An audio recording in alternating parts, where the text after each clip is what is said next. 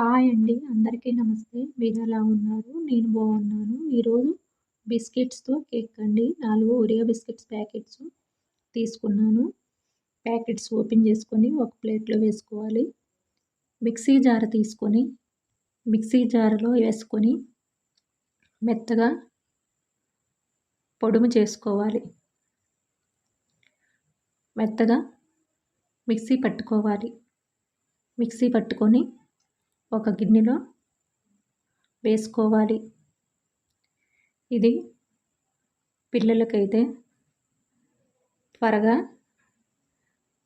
చేసి పెట్టవచ్చండి. పాలు పోసుకోవాలండి. ఏ పాలైనా పోసుకోవచ్చు. నేను ప్యాకెట్ పాలు పోసి కలిపాను. కలుపుకొని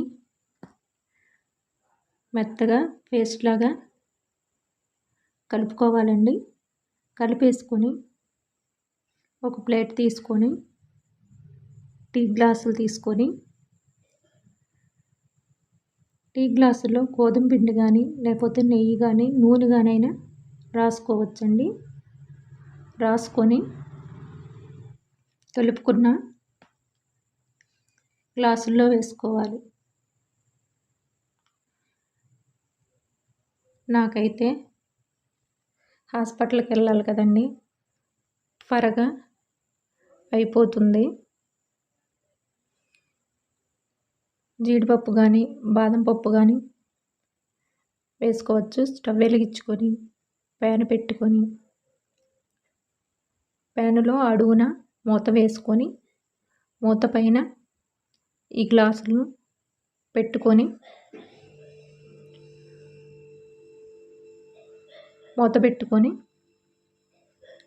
ఉడికించుకోవాలండి.